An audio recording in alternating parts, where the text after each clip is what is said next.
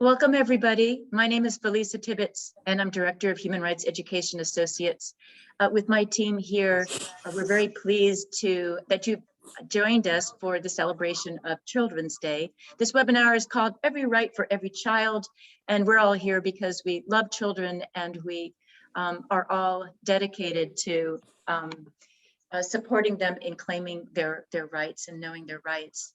So let me say a little bit about Human Rights Education Associates. HREA is a non-governmental organization that has been operating since 1996, actually. And the mission of Human Rights Education Associates is to basically foster education and learning, teaching and learning as a medium for promoting the international human rights movement.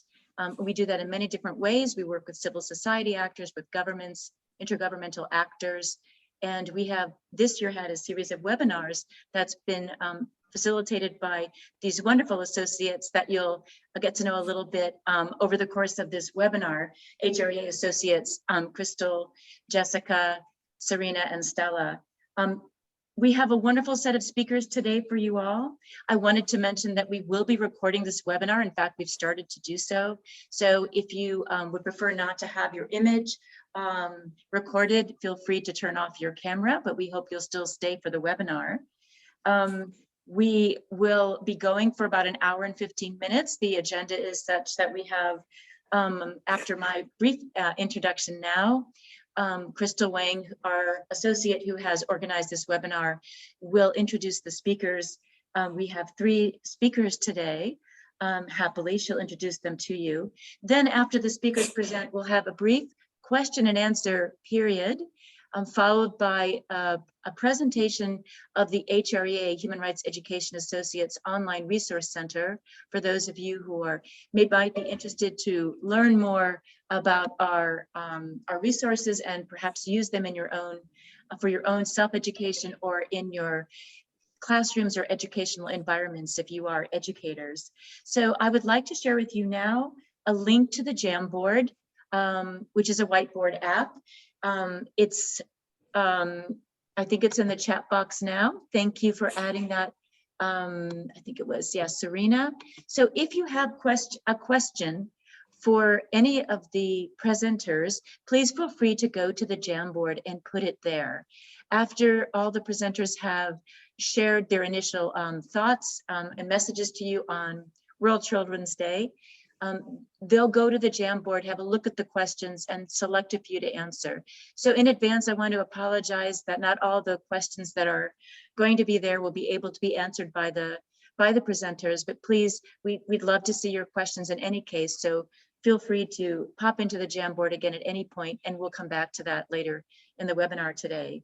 So again, a warm welcome from all of us at HREA, a big thank you and welcome also to our presenters. Crystal, the floor is yours. Thank you. Thank you, Dr. Felisa Tibbetts, for the beautiful opening remarks. So today, to celebrate World Children's Day, we'll have a very special session really centered around children at this very beginning of the webinar.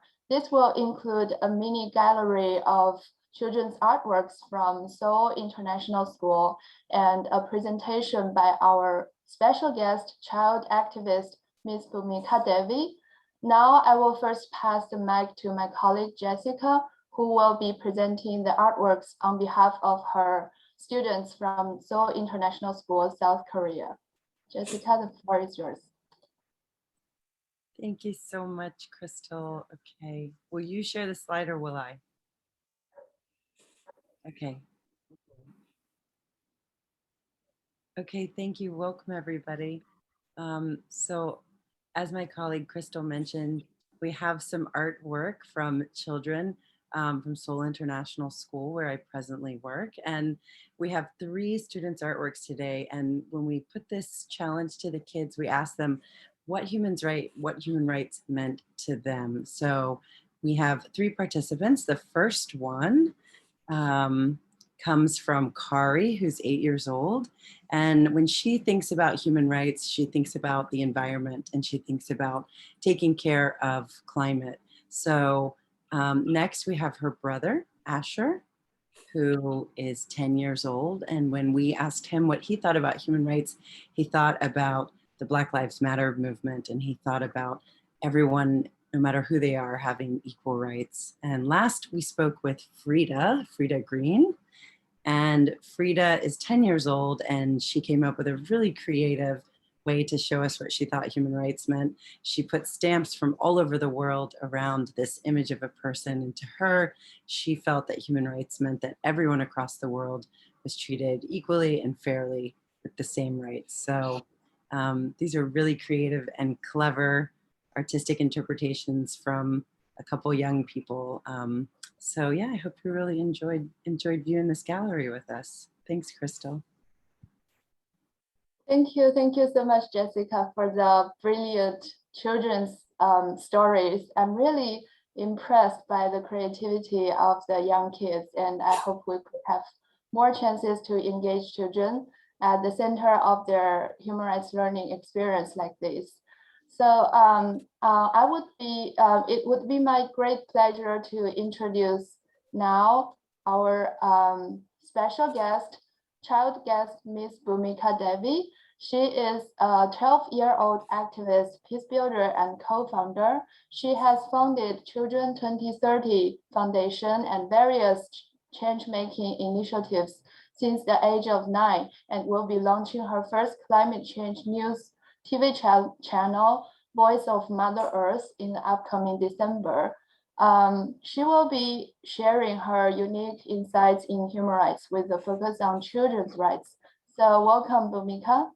Now it's your time. I'll be sharing your beautiful slides. Thank you so much.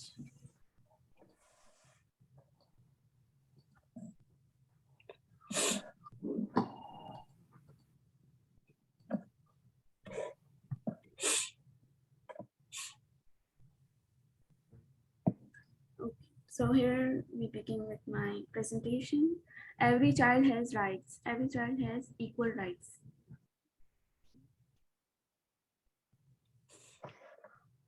Here's my introduction. I am Bhumika Devi. I'm 12 years old, founder, president of Children 2030 Foundation, Voice of Mother Earth News, Ambassador Kids for Peace, Stop Child Labor. I have made 200 documentaries, and I have made 500 banners and posters of different topics of United Nations goals. And I'm from Pakistan, and yeah, I'm living now in Texas, USA.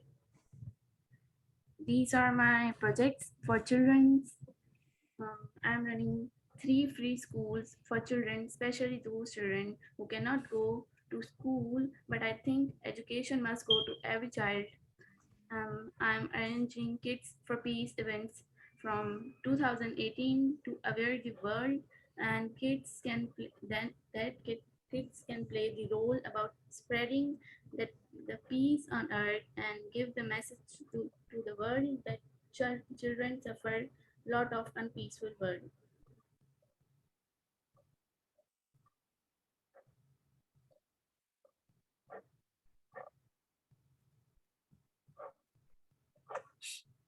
And I'm working on climate changes from last 4 years, especially climate changes and their effects on children and humans. Every child has rights. All children have all these rights, no matter who they are, where they live, what language they speak, what their religion is, what they think, what they look like, if they are a boy or a girl, if they have a disability, if they are rich or poor, and no matter who their parents or families are, or what their parents or families believe or do. No children should no children should treated unfairly for any reason.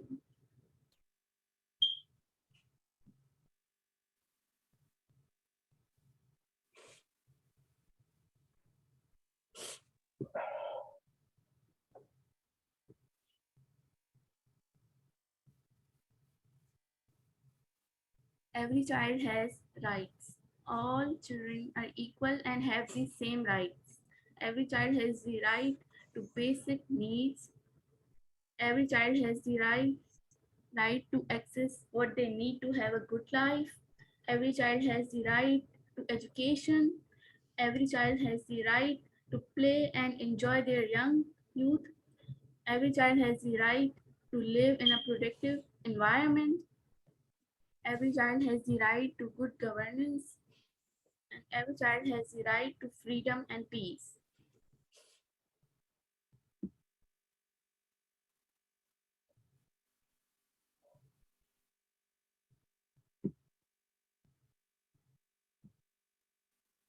So here are my some of banners and posters about stop child labor.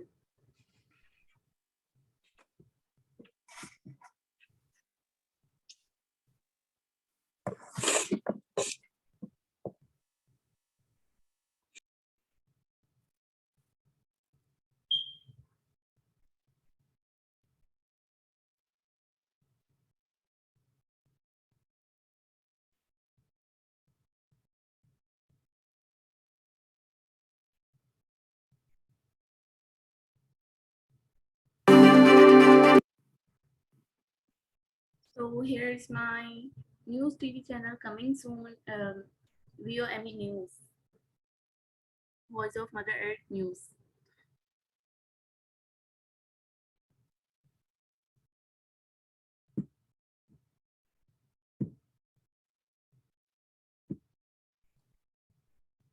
Thank you, Bhumika. Thank you for sharing so your much. amazing experience with us. And thanks for all the work you are doing and you are aspire to do. And best luck for your to your new news channel, new project. I'm sure it will be terrific. And next, we're honored to have two guest speakers to address the webinar. Dr. Francis Adaikalam and Mr. Peter Dixon. Both of them are child rights experts and very experienced in promoting children's rights through different areas of work in different parts of the world. So now, please allow me to introduce both of them before the presentations. I'll now share screen again.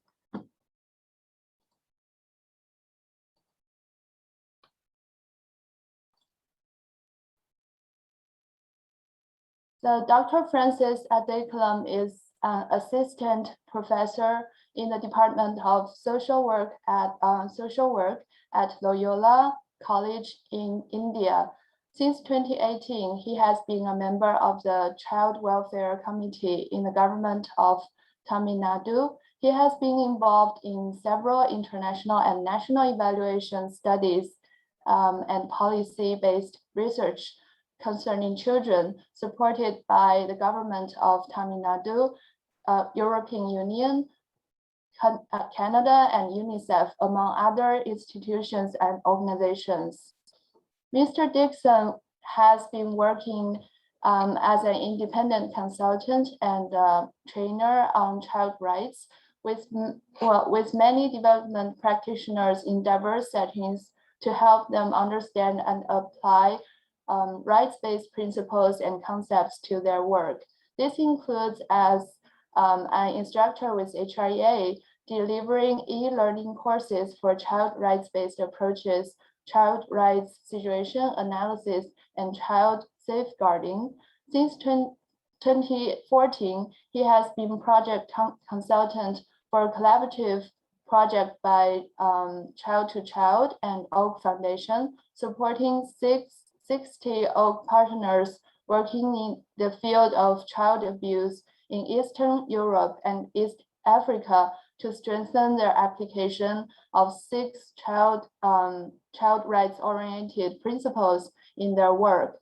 Most recently, Mr. Dixon has been working with Kindernothilfe to support its partners to establish disability inclusive safeguarding.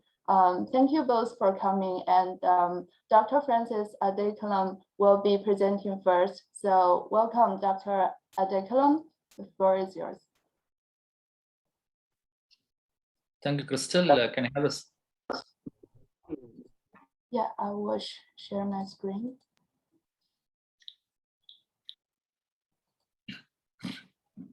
Yeah, welcome all from across the globe.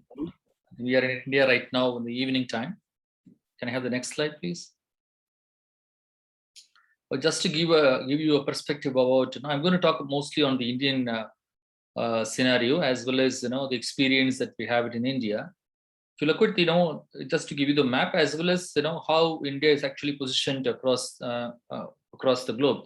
In terms of we do have 28 provinces. We call it as a state, and then close to 3.3 million square kilometer, with a population of 1.37 billion, which is close to 17.7 world's population.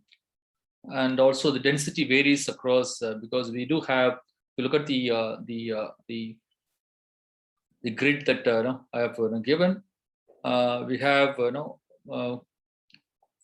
5,000 plus population cities, and then so it varies in terms of density of the population in India. Starting from, we have cities that are close to 10 million population, and cities that are also close to 1 million population. And in terms of the unemployment rate that recent ones which ILO talks about, because of COVID, it has actually doubled in terms of the unemployment. Because why I'm saying this, it has a lot of impact on the way that we look at the child rights as well as child welfare in India. And in child population in India is close to 40%. And in terms of the children who are stunted, it is 40% of children who are stunted, which means they are deprived of proper nutritional care. Nowadays, people talk about micronutrient, in India, which is actually quite vividly seen. And also, we have National Crime Record Bureau records that close to 67,000 children miss every year, which means they are ultimately traced. But if you look at the exact number, close to 30 children would not be traced at all per day. That's the figure that has been given. Next slide.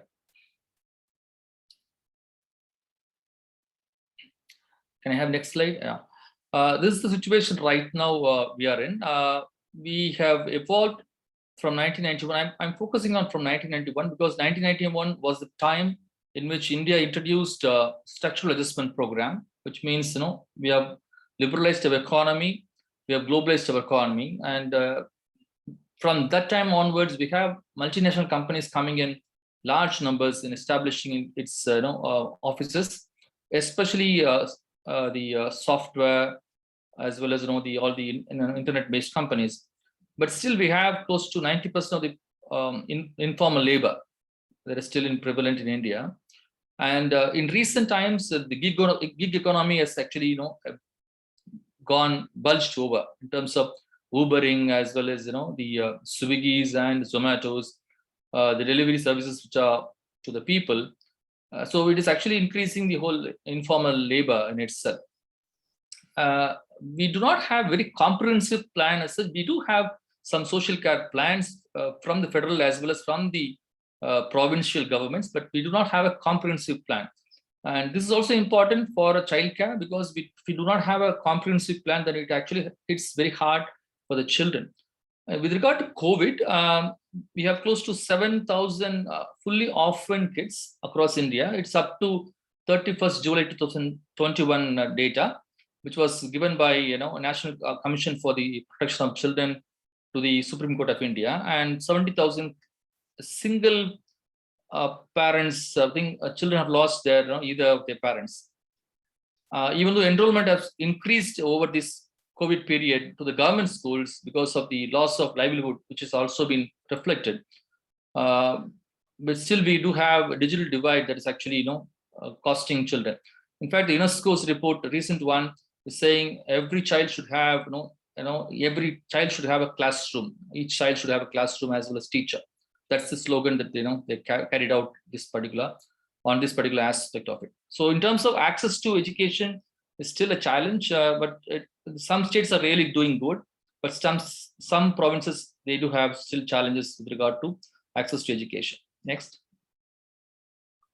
That is with regard to situation, Indian situation. In terms of mandate, I think all of us know that UNCRC has 4 important non-negotiable rights, which is classified as survival, development, protection, and participation.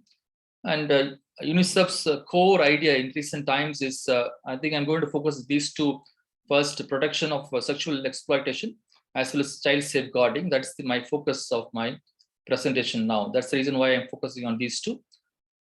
With regard to Indian mandate, next slide could give us an idea about what is the Indian Constitution is saying.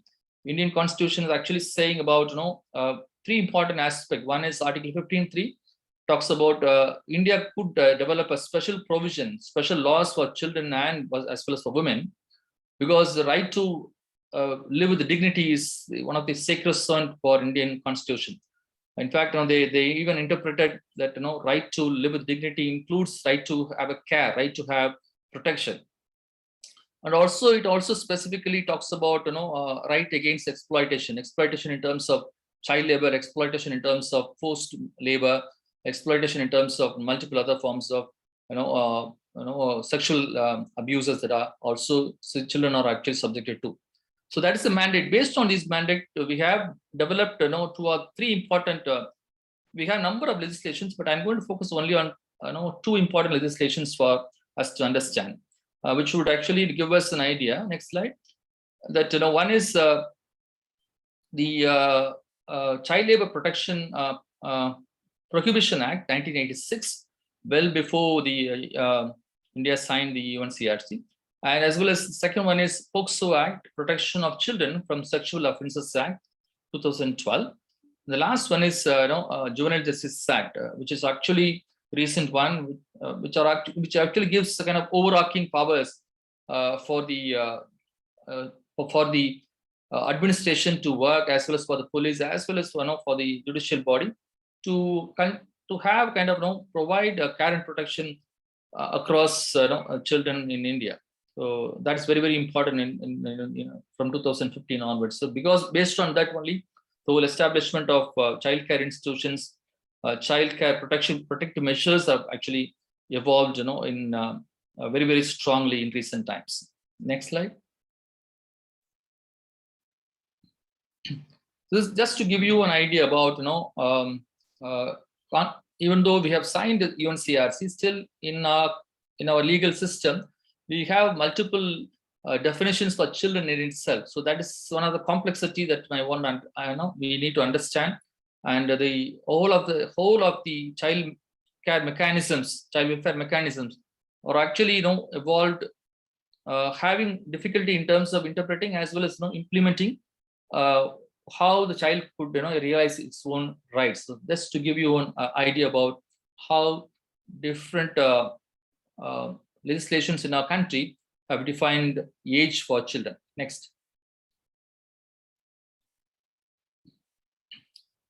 This is with regard to child labor. I'm going to focus 3 aspects. One is child labor, child sexual abuse.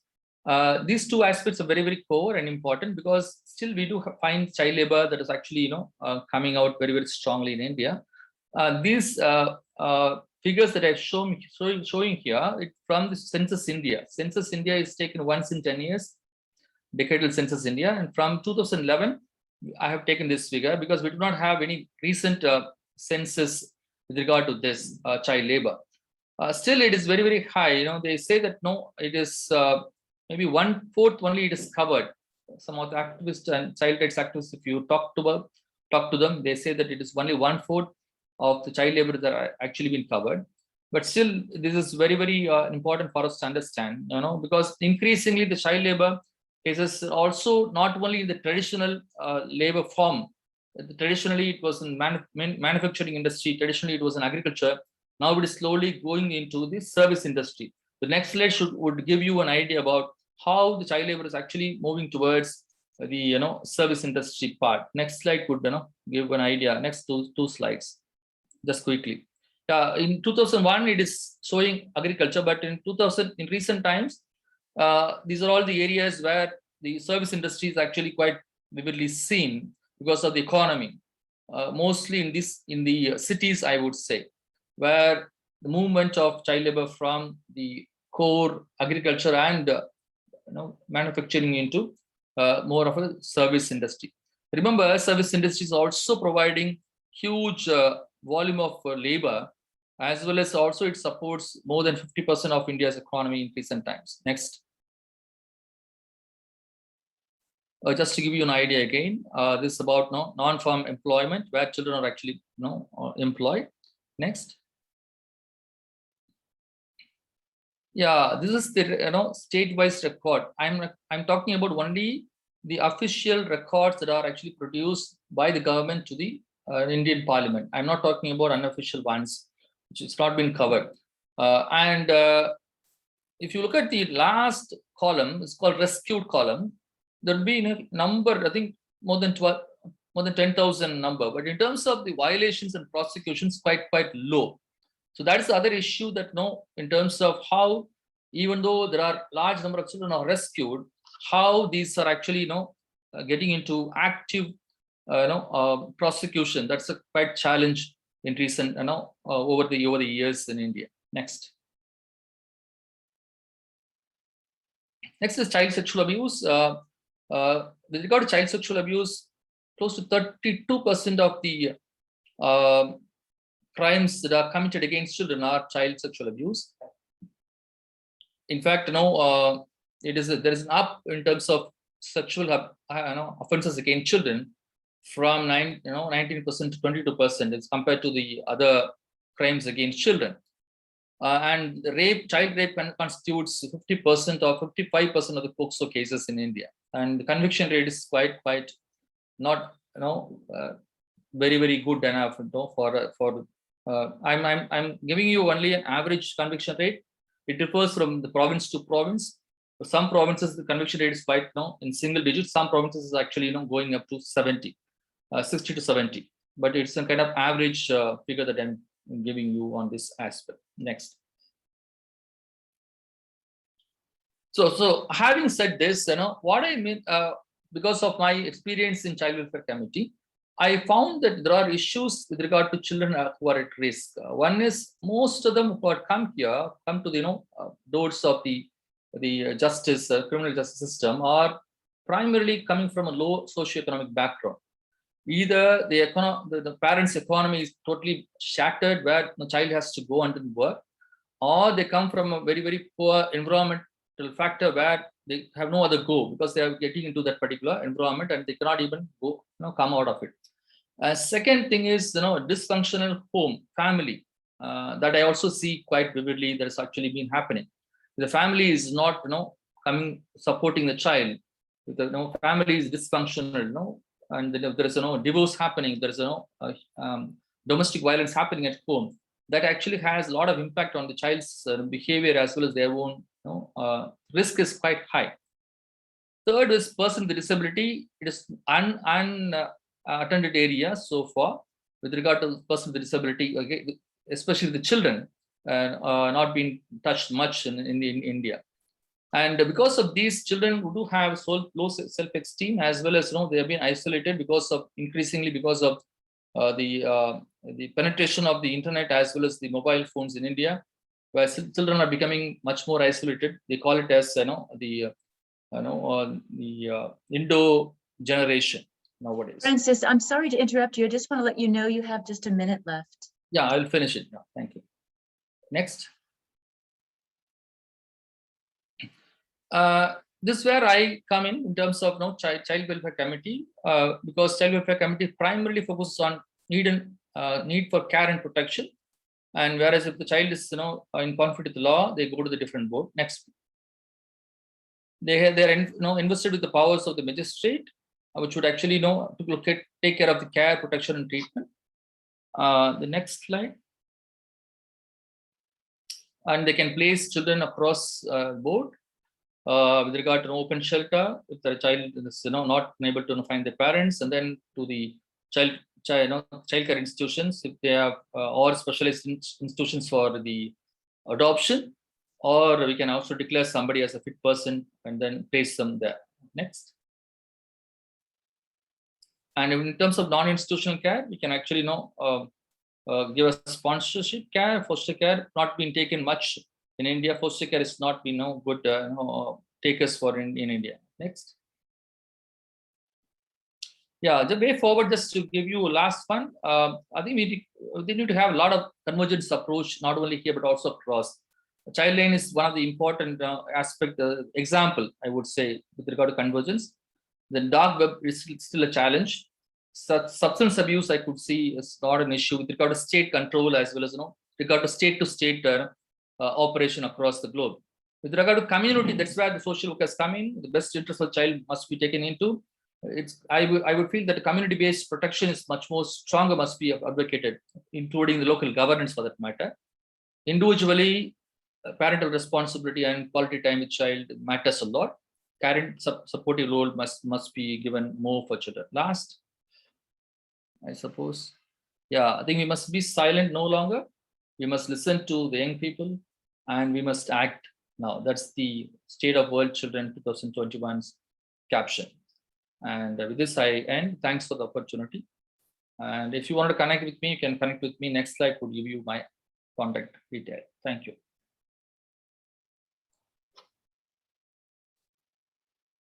Thank you so much. Thank you so much, Dr.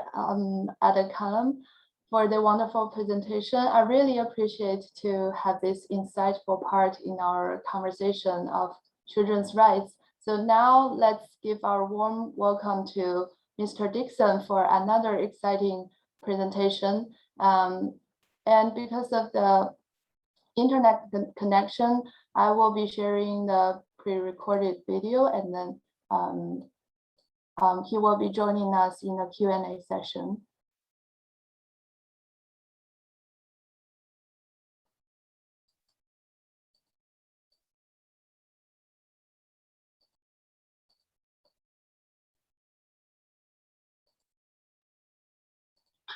And I can remember having discussions with the Save the Children. I'd like to start by thanking HREA for inviting me to participate in this celebration of Children's Day 2021, and also to the two programs that I'm going to be sharing for their permission to do so. As you'll have seen from my intro, I've been working with children's rights for quite a long time now. My first memories of the UNCRC was when I was with Africa Director for Sight Savers in 1993. And I can remember having discussions with the Save the Children Regional Office in Nairobi, what difference is this new convention going to make to our work? So it's been a theme for me pretty well ever since. So I'm going to be sharing this talk, some recent experiences of working with groups of NGOs to better operationalise child rights into their work. And I hope this will be a stimulus to your thinking about the added value that can come from such collaboration. So the two collaboration programs that I'm going to be talking about, one is with the Oak Foundation grantees working in the field of child abuse, which started in 2014 or so, and the other is a more recent one, partners of Kindernothilfe, a German organisation who have been strengthening their safeguarding capacity to include children with disabilities. So quickly, some reflection, to put this into context. It's now more than 30 years since the UNCRC came into force, so we've got more than 30 years of experience in creating the means by which all children can enjoy all their rights. A lot of progress has been made, and there's increasing understanding of what needs to be done to establish child rights as the norm and to fully operationalise children's rights into the working of the systems and institutions that are responsible, and to overcome the barriers to children's rights being enjoyed. And we can increasingly see children exercising the rights to be heard, to associate, and we're witnessing the social change that accompanies this shift. But still much remains to be done. Now, I'm quickly going to share this diagram because over the past 3 decades, there have been many initiatives to improve in the understanding about children's rights and a rights-based approach to achieving them. I'm showing this diagram as it's at the core of the capacity development I've been involved in over the years. I call it the child rights lens, seeing the situation of children through the lens of their rights, the roles of duty bearers in delivering on those rights commitments, and the role of children and their carers through a period of evolving capacities in claiming those rights. This is a system, and achieving and sustaining it is necessary in relation to all rights. When I look at the achievements and the challenge remaining, this is the framework I use to judge whether or not the rights are being enjoyed. Is the system working in a sustainable way? HREA has been a leading actor in this, undertaking trainings and workshops, the participants of which have been able to contribute to bringing about change in their own organisations' work. I've seen many, many examples of this over the years. Many organisations now apply a child rights-based approach. It's explicit in their front, and it's now a norm that organisations, and not just children's, should implement child safeguarding systems and to consult with, listen to children's voices as a part of their normal working practice. Now, 2 recent programs I've been involved in provide really good examples, I think, on how organisations can come together and collaborate in improving their capacity to deliver on children's rights and demonstrating how it can be done. So the 2 that I mentioned, the Oak Foundation, this was initially 30 organisations, then 60, split between East Southern Africa and Eastern Europe, starting in 2014. And it's now in probably phase 4 of its activities, but it's ongoing. Kindernothilfe is more recent, and this is 20 to 25 organisations in each of Ethiopia, South Africa, Eswatini, and the Philippines. So we'll start with the Oak Foundation. The Oak Foundation wanted to support its grantees to make use of a rights-based approach, child rights-based approach in their work with child abuse. And to assist this, Oak commissioned a guideline on good practice covering a child rights-based approach, application of the UNICEF's guiding principles, and some good practice principles. That was a guideline developed by Joseph Lansdowne. So as an overview, we've got the diagram I've just shared, a sort of the child rights lens and how rights should be operational. We've got guiding principles about children's participation, about discrimination, about determination of best interests. And these are rights as well as principles. And we've got some practice principles that had come from good practice in development work and humanitarian work. So respecting and building on strengths and doing no harm. So these principles were shared with the Oak grantees, and in a workshop in 2014, what was identified was that whilst many of the people in the Oak grantees were familiar with the principles, there was some concern that as organisations, they didn't have the capacity to fully apply them in their work. And so the Oak Foundation commissioned Child to Child to design and facilitate a capacity development programme for 15 organisations in East Africa, East and Southern Africa, and 15 in Eastern Europe. As part of this process, each organisation created a small team of staff who then undertook training to equip them with an in-depth understanding of the principles, what they were and how to apply them. Now, each organisation is different, but they're guided by the same principles. So there's practical difference in the application of the principles depending on the nature of their work.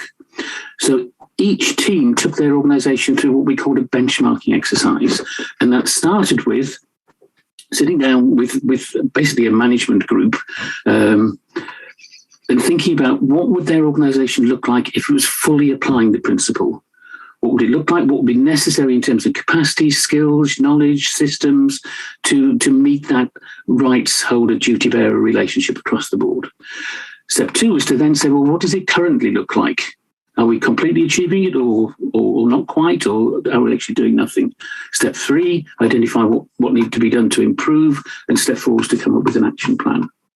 Now, this benchmarking tool that we used, I'm just going to quickly touch on some of the content of it because I think there's some useful learning here.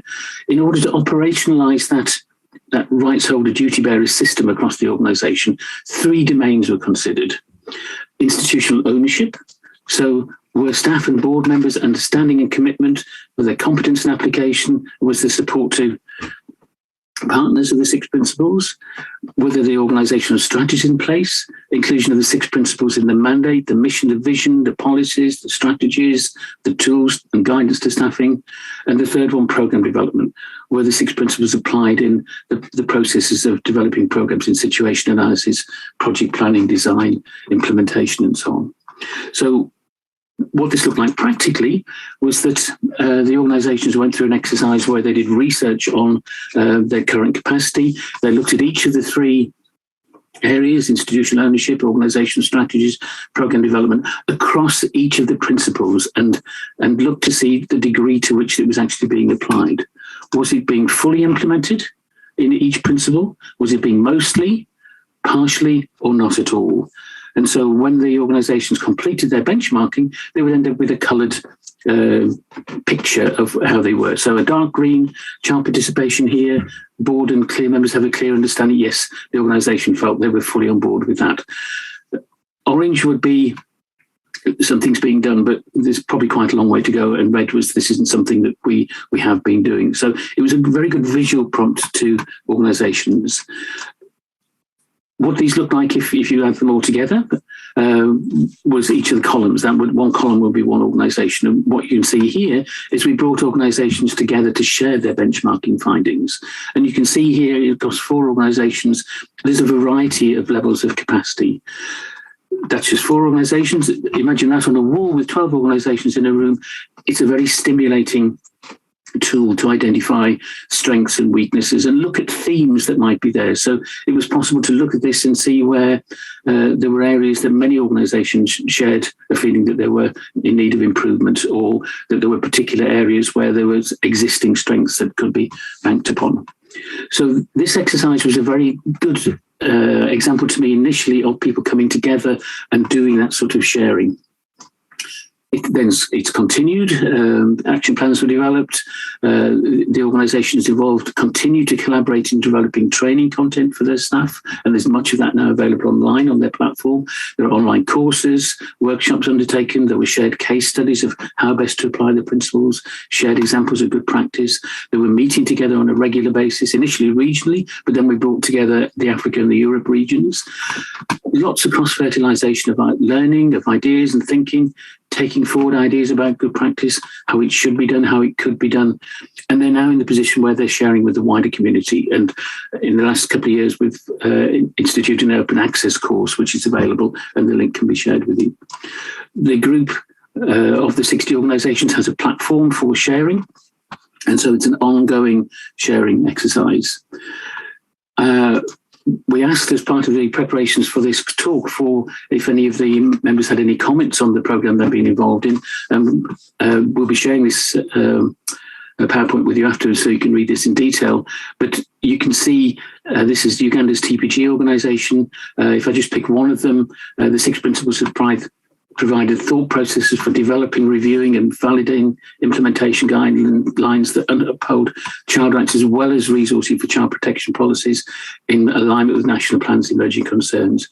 The group attracts actors with diverse experience, expertise, opinions and backgrounds that have enriched and continue enriching child protection practice. These are the sorts of feedback that we're getting from all the organisations that were involved. This programme has been going now for 7 years, in its 7th year. A more recent one, my second example, is Kindernothilfe. Now, Kindernothilfe have been supporting its organisations to develop child protection systems over the past few years. And what they found was in an evaluation that was undertaken, the safeguarding of children with disabilities was seen to be one area identified for further strengthening. Now, Kindernothilfe supports partners to utilise a child rights-based approach generally, and the child safeguarding training took the UNCRC as its key point of reference.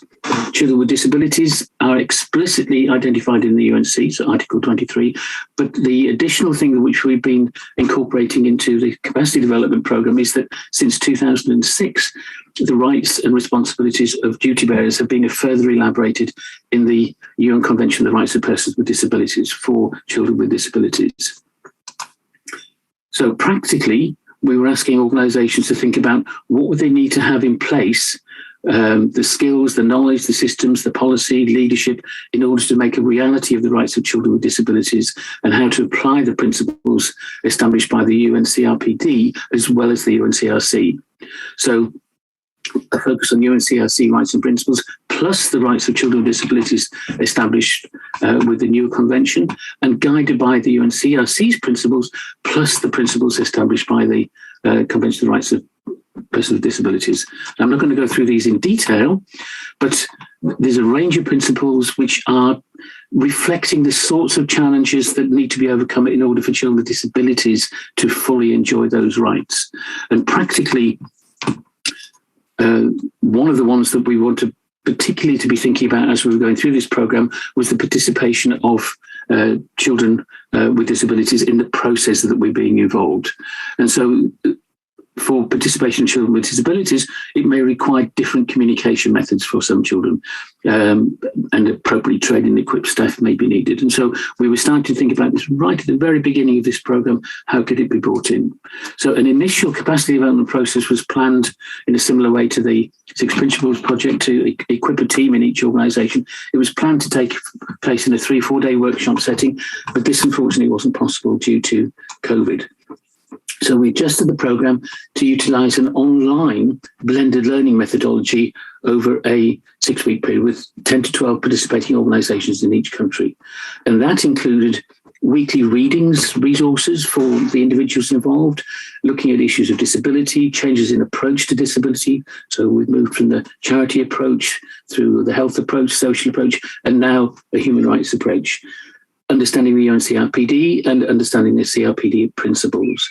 There'd be a weekly sharing webinar with contributions from external actors, including children, and weekly team tasks, building up to the creation of an action plan. So the objective was that by the end of the 6 weeks of the blended learning program, each team would be able to produce an action plan on how it would build its organisational capacity to deliver on its child rights safeguarding obligations. Now, the next steps are, we're currently at the stage where the organisations are finalising their action plan, but they're looking at possibilities of collaboration in capacity development, and they're considering ongoing networking. And we're at the point with, this is from the Ethiopia team, they've got an online platform which they're using for ongoing sharing. So these are examples of 2 processes by which organisations have strengthened their capacity and ability to fulfil children's rights. And again, it's the approach that I've got in the diagram below is a key part of that. So I just want to share a couple of things, thoughts about the value of the collaborative programmes. It's providing a supportive environment to those that are participating, important when some of the changes necessary may be challenging.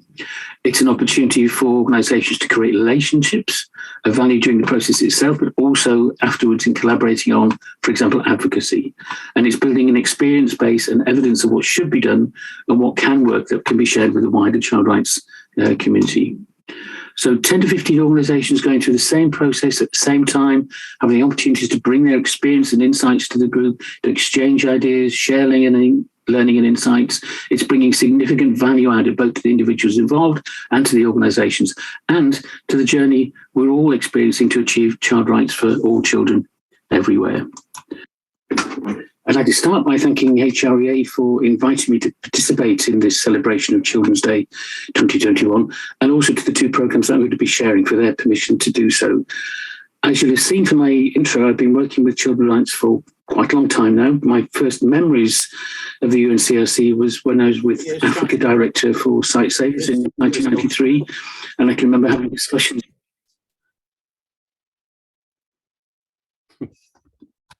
You're about to get it for the second time then. Yeah, I'm sorry. Thank you so much, Mr. Peter Dixon, for the inspiring presentation, and thank you for being with us today. I'm so grateful to have you in this webinar. And for everyone's information, Mr. Dixon has shared the references in his presentation with HREA, so we will be putting these invaluable materials in our online resource center. So if you are interested, just go to our website to review and download them. After the Q&A session, we'll have a tutorial of the resource center to show you how to find out those resources of your needs. Now let's go to the Jamboard to have a Q&A session in the following minutes.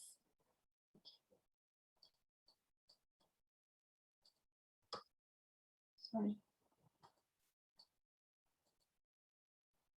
Okay, as we can see on this slide, we already have a few questions, and thank you so much for your participation. I just want to confirm that if everyone has got the link. If not, my colleague will share it again. Now I would like to invite Dr. Francis Adaikalam and Mr. Peter Dixon to pick a couple of questions and take turn to give us some comments. We'll have 10 minutes for the Q&A session, so either of you would like to go first. Thank you.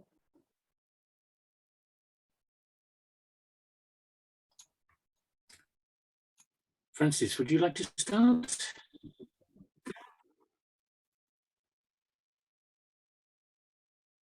Yeah.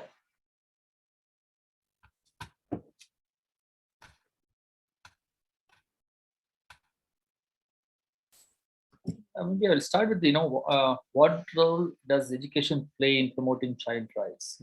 Since I also teach social work, I think many times, education actually is actually liberating. That's what even Ambedkar said. One of the things, liberate, educate and liberate. He's the constitution expert, and he's the one who wrote Constitution for India. I think that is very crucial for us to not only to aware of how things are, but also to know how we, and what we, how and what we actually intervene, and what is it that is available with regard to the existing mechanisms, so that we can move that forward. It's also important, really important for children to be engaged in importantly on this aspect, and that's called as child participation. How far we as adults actually make the child to be participative in terms of the whole education process of empowering them over the period of time. That's what I believe that must be important. How individuals can get involved in promoting child rights in many ways. I would say that including, right, if you're a artist, actually you must can promote it in a way that very creative. If you're a writer, if you're a song player, if you're a theatrist, if you're a novelist, so it depends on what is it your area of interest, what skills that you have, and multiple ways actually you can actually write. And it starts from, remember, it starts from home, individuals actually, the way that you treat your children at home. Are you giving them space at your home? That's one of the important ways that I feel that we can promote child rights. Children learn this by doing. If others are doing, they learn much more stronger.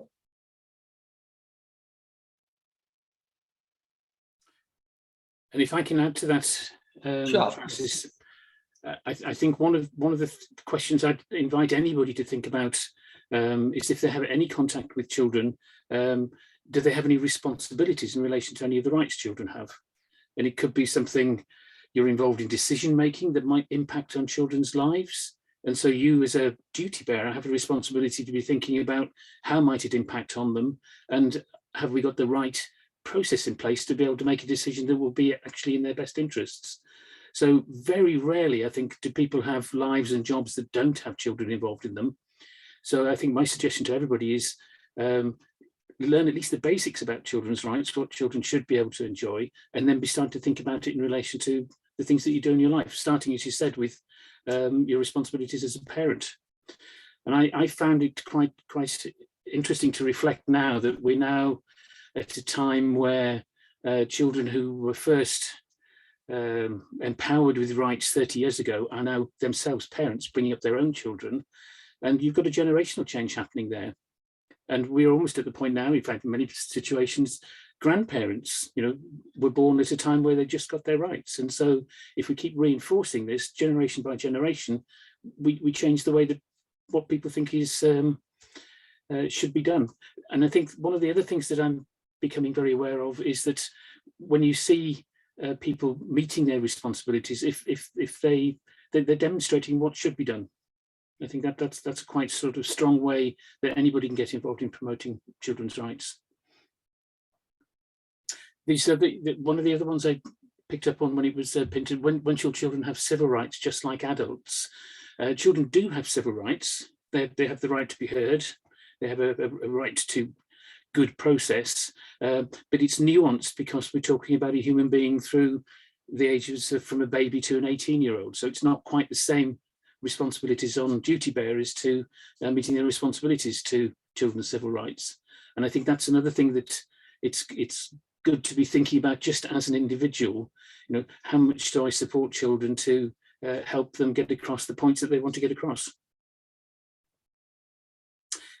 There's a couple of questions there as well to Bhumika. I don't know whether she would like to pick up on the ones directed at her. Bhumika, there's one about why did you decide to become a child rights activist?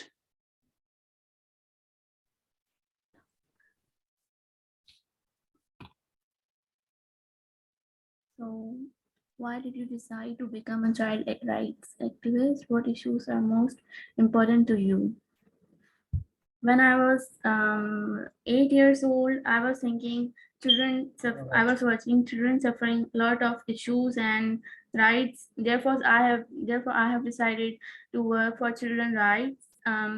These are the most issues children are facing: good education, good health, and peaceful environment. These are the rights every children should have. And when children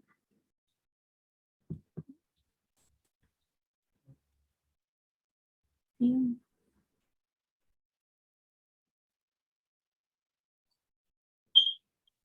Okay, thank you so much for our guest speakers. I think that's it for the Q&A session, and we'll now have a tutorial of our online resource center. I'll share my screen.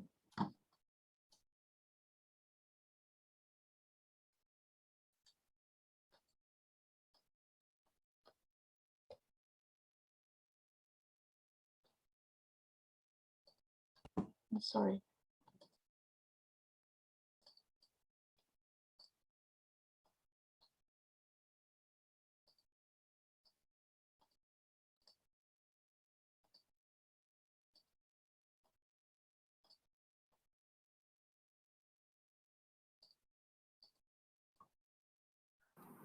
Welcome to HREA's website for a tour around our online resource center. In this presentation, I will be walking you through how to find resources of your interest in our online resource center, how to use them for your specific needs, and how to submit your own resources to share with HREA's community.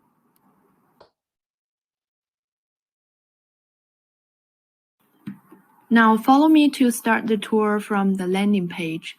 First, go to the menu bar and click on Search Resource Center. This will lead you to this page, and you will have two options to search Resource Center, either by human rights theme or by target group and human rights education strategy.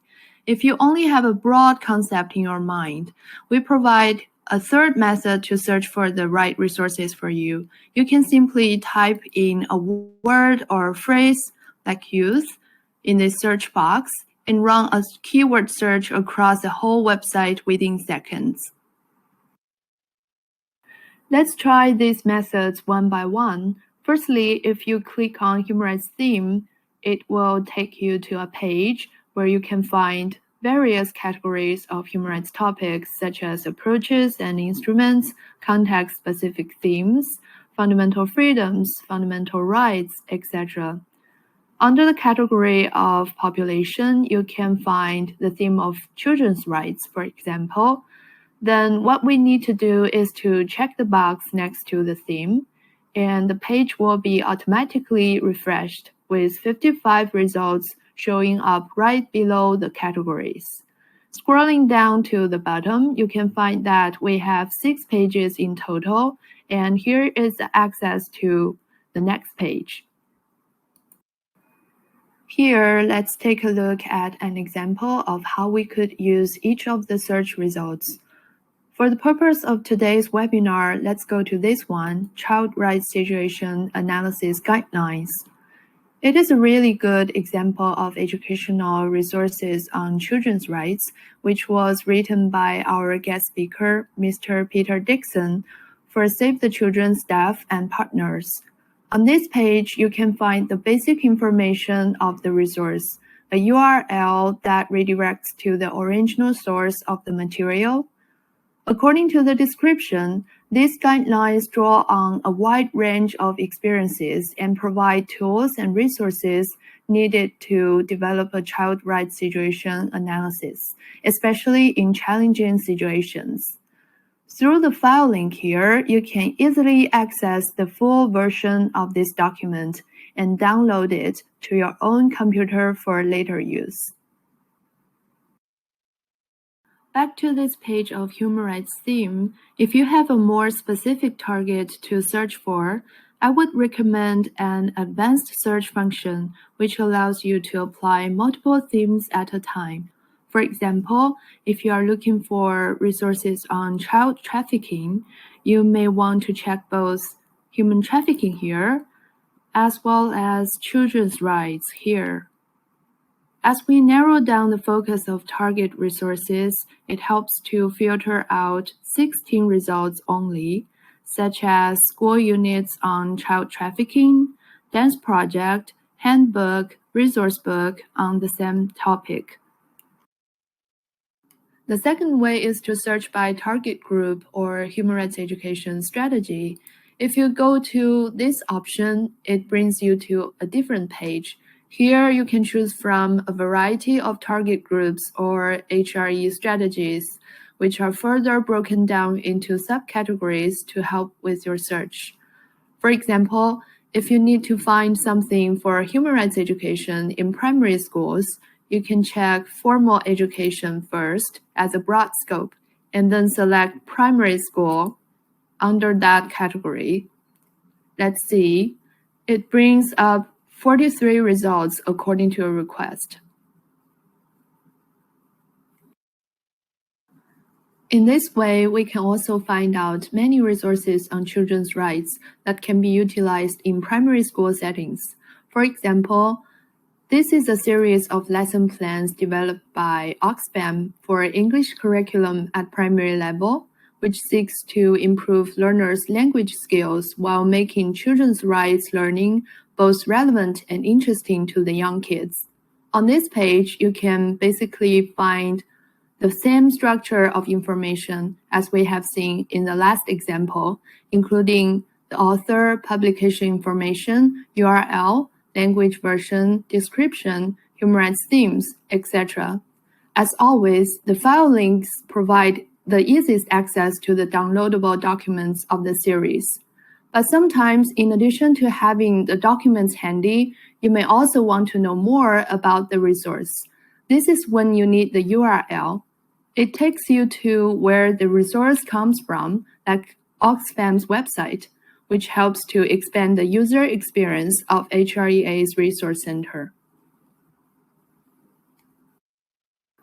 The last method allows you to explore the overall database of HREA's website by using this keyword search function.